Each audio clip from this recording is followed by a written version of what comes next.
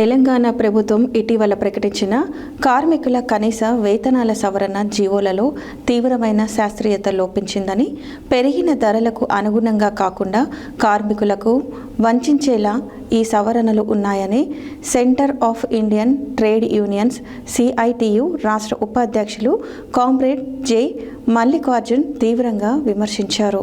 యాదాద్రి భువనగిరి జిల్లా కేంద్రంలోని తీరందాసు గోపి మీటింగ్ హాల్లో గత 2 రోజులుగా జరుగుతున్న సిఐటియు జిల్లా రాజకీయ శిక్షణ తరగతుల 2వ రోజు సిఐటియు నిర్మాణం అనే అంశంపై ముఖ్య అతిథిగా హాజరై ప్రసంగించారు. తెలంగాణ ప్రభుత్వం ఇటీవల ప్రకటించిన కార్మికుల కనీస వేతనాల సవరణ జీవోలలో తీవ్రమైన శాస్త్రీయత లోపించిందని, పెరిగిన ధరలకు అనుగుణంగా కాకుండా కార్మికులను వంచేలా ఈ సవరణలున్నాయని centre of Indian trade unions CITU జిల్లా రాష్ట్ర ఉపాధ్యక్షులు కామ్రేడ్ జె మల్లికార్జున్ తీవ్రంగా విమర్శించారు. యాదాద్రి భువనగిరి జిల్లా కేంద్రంలోని తీరందాసు గోపి మీటింగ్ హాల్లో గత 2 రోజులుగా జరుగుతున్న సిఐటియు జిల్లా రాజకీయ శిక్షణ తరగతుల 2వ రోజు సిఐటియు నిర్మాణం అనే అంశంపై ముఖ్య అతిథిగా హాజరై ప్రసంగించారు. ఈ సందర్భంగా జె మల్లికార్జున్ మాట్లాడుతూ, గత 14 ఏళ్లుగా కనీస వేతనాల సవరణ కోసం కార్మికులు ఎన్నో పోరాటాలు చేశారని గుర్తు చేశారు. సుదీర్ఘ నిరీక్షణ తర్వాత ప్రభుత్వం విడుదల చేసిన వేతనాల సవరణ జీవోలో కార్మికుల పొట్టకొట్టేలా ఉన్నాయన్నారు. 15వ ఇండియన్ లేబర్ కాన్ఫరెన్స్, ఎల్ఐసి సిఫారసులు, సుప్రీంకోర్టు తీర్పుల ప్రకారం ఒక కుటుంబానికి అవసరమైన ఆహారం, వసతి, విద్య, వైద్య ఖర్చులను ప్రతిపాదికగా తీసుకోకుండా యాజమాన్యాల ప్రయోజనాల కోసమే ఏకపక్షంగా వేతనాలను సవరించారని మండిపడ్డారు. దేశంలో కార్మికోద్యమం గురించి సిఐటియు రాష్ట్ర ఉపాధ్యక్షులు కామ్రేడ్ భూపాల్ మాట్లాడుతూ, గణనీయమైన వాటా అని సంపద సృష్టికర్తలైన కార్మికులను ప్రభుత్వాలు పట్టించుకోవడం లేదని, యజమానులే సంపద సృష్టికర్తలని భావిస్తున్నాయని విమర్శించారు.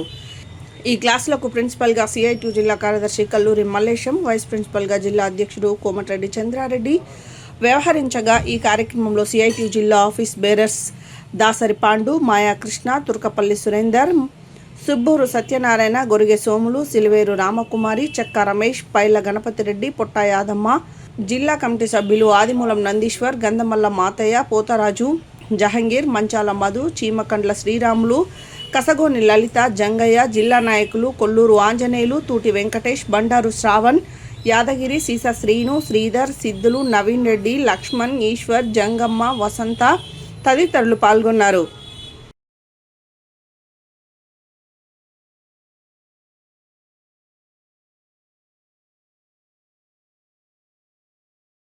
అట్లానే ఇప్పుడు ఉన్నటువంటి పాలకులు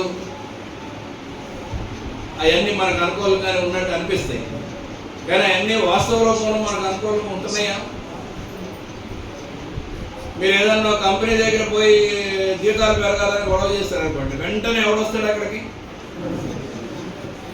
మనం వేడి గొడవ చేస్తుంటే గొడవ ఎందుకు చేస్తాం? ఆ యజమాని మీద గొడవ చేస్తాం.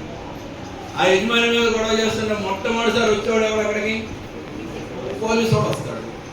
పోలీసు వాడికి ప్రభుత్వం జీతాలు ఇస్తుంది. ప్రభుత్వం జీతాలు ఇవ్వడం అని అంటే ప్రభుత్వం ఎక్కడన్నా డబ్బులు ఉంటాయి, పుట్టిస్తుందా ప్రభుత్వం? మనందరం ఇచ్చే డబ్బే ప్రభుత్వానికి డబ్బు. ఇంకా ఆశ్చర్యకర విషయం ఏంటంటే, బాగా డబ్బు ఉన్న వాళ్ళకంటే బాగా లేని వాళ్ళే ఎక్కువ డబ్బులు ఇస్తారు ప్రభుత్వానికి. చెప్పండి ఎందుకు ఇస్తారు? ట్యాక్సులు. నువ్వేం ట్యాక్సులు కడుతున్నావు? వాడు కదా అసలు ట్యాక్సులు పెట్టేవాడు. కరెక్ట్, మన వాడు చెప్పింది. ప్రతిదీ సూది దగ్గర నుండి కట్టుకునే బట్టల దగ్గర నుంచి తినే ఉల్లిగడ్డ కారం దగ్గర నుంచి అన్నిటికీ ట్యాక్స్లే. వాళ్ళందరికంటే మనం ఎక్కువ ట్యాక్సులు కడతాం. మరి ఆ ట్యాక్సుల నుంచి వాడికి జీతాలు ఇవ్వాలి. ఆ జీతాలు తీసుకున్నాడు ఎక్కువ న్యాయం ఎవరికి చేయాలి? మనకి చేయాలి. కానీ ఎవరికి వచ్చి న్యాయం చేస్తాడు? వాడు పెట్టుబడిదారులు కంపెనీ పెట్టుకుంటాడు, గొడవ చేస్తున్నాడు. ఒక కంపెనీలో కార్మికుడు ప్రమాదశాత్తు చనిపోతాడు. ఆ చనిపోయిన కార్మికుడు కుటుంబానికి న్యాయం చేయాలని పోయి మనం కొట్లాడుతూ ఉంటాం, కానీ పోలీసులు వచ్చి మన శబ్దాచారం చేస్తూ ఉంటారు. అక్కడి నుంచి వెళ్ళిపోమంటారు, కొడతారు, లాఠీ చార్జ్ చేస్తారు, ఇవన్నీ చేస్తారు. ఎందుకని వీళ్ళంతా సమాజంలో మనకి న్యాయం చేస్తున్నట్టుగానే ఉంటుంది, కానీ జరిగేదంతా న్యాయం కాదు. అందుకని కార్మిక వర్గం ఒక వర్గంగా ఈ దేశంలో ఉన్న కార్మిక వర్గాన్ని ఒక వర్గంగా మనం ఐక్యం చేసి ఐక్య ఉద్యమాలను నిర్మించి ఐక్య ఉద్యమ